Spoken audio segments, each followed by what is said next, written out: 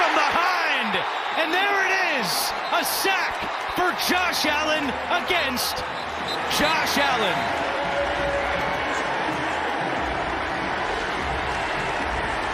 First time in NFL history that a player with the same name as the opposing quarterback has recorded a sack. They do. Bills trying to pick it up. They can. Allen throws. Intercepted. It's Josh Allen intercepting Josh Allen.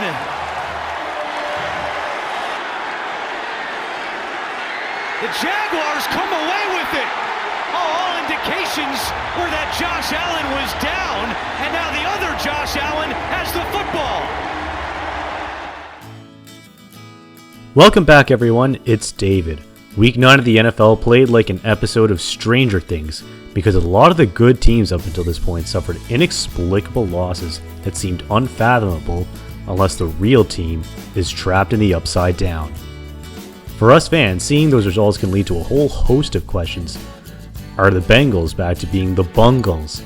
Are the Cowboys a fake contender yet again? How about the Bills? For their rivals, they should look at these losses as a window of opportunity.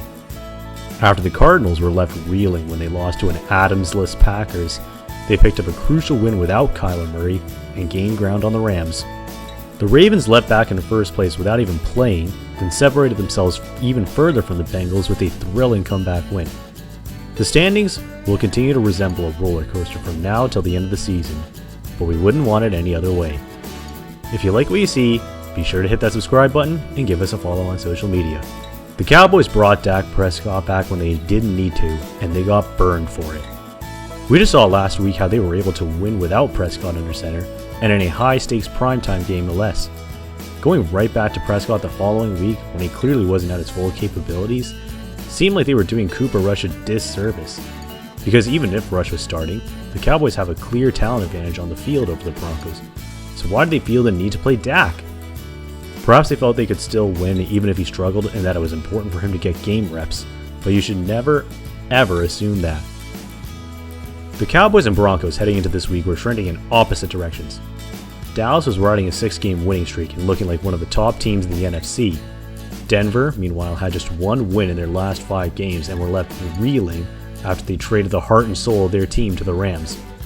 This should have been an open and shut win, and the fact that it wasn't is why many remain skeptical about the Cowboys, even in the midst of their great start.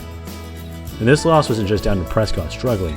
Their run defense got exposed with the way Javonte Williams and Melvin Gordon ate. Opponents are going to look at what Denver did on the ground and find a way to exploit that hole in future matchups. Injury management is one of the most important aspects that a team must get right, especially over the course of a grueling 17-game season.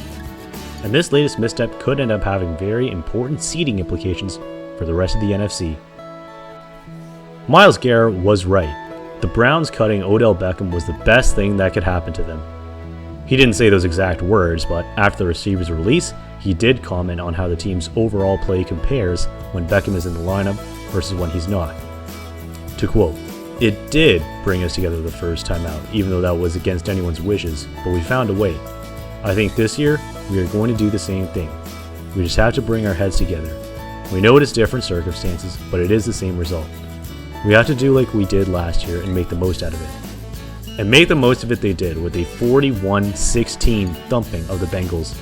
Cleveland's defense had its best game of the season, but especially the secondary, which saw Denzel Ward record a 100-yard pick 6.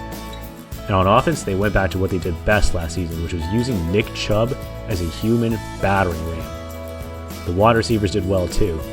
Looking for someone to step up and be the number 1 guy, Donovan Peoples-Jones scored on a 60-yard bomb, as he was out to prove that DPJ, as an acronym, can catch on much better than OBJ. Someone on Twitter said that Odell Beckham was actually a product of Eli Manning, and we're seeing more and more each week how much truth there is to that. Certainly, neither of them have looked the same after they shared this iconic moment. But the biggest problem for Odell now is, after seeing the way he handled his exit, as well as the night and day transformation the Browns went through, why would any team around the league, let alone a Super Bowl contender, decide to take a chance on him? Granted, Antonio Brown acted certifiable during his time spent with the Raiders and Patriots, but a year later the Bucs signed him and they won a Super Bowl together. It can work in the right environment, and Beckham still is talented, but he's proven to be easily combustible, and most of the teams that he'll want to join probably won't want to risk setting fire to their locker room by bringing him in. The Buffalo Bills blew their best chance at home field advantage throughout the playoffs.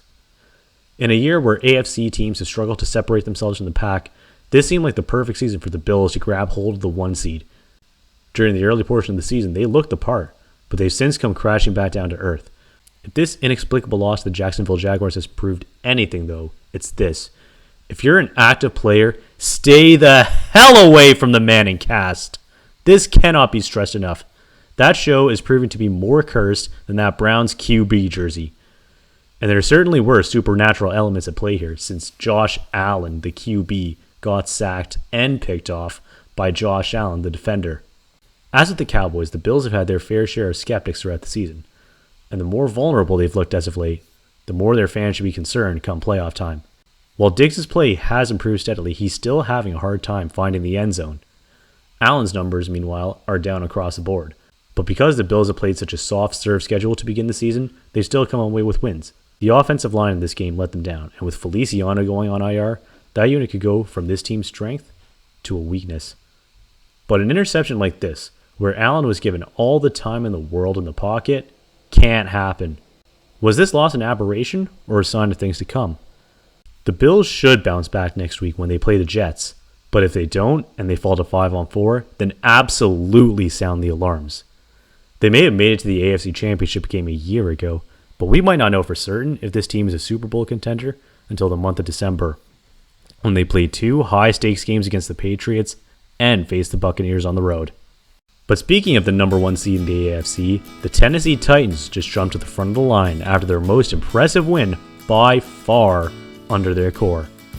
For too long, we've seen how the Titans' biggest strength, their offense, which features arguably the best 1-2 punch at running back and receiver, gets let down by their shoddy defense.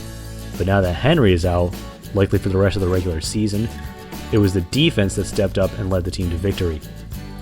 We've seen the Titans defense put on some great performances throughout the year. Think back to the Kansas City game, when they limited Mahomes to 41 yards in the first half, or the Colts game, where they kept Jonathan Taylor under 100 yards. It was easy for Henry to steal the spotlight away from the other aspects of this team with his record-breaking performances, but now we're seeing just how cohesive a unit this is, on both sides of the ball. Jeffrey Simmons turned in the defensive equivalent of a Derrick Henry 3-touchdown game with the way he was constantly harassing Matthew Stafford. And the Titans turning 2 interceptions into 14 points was what ultimately swung this game in their favor.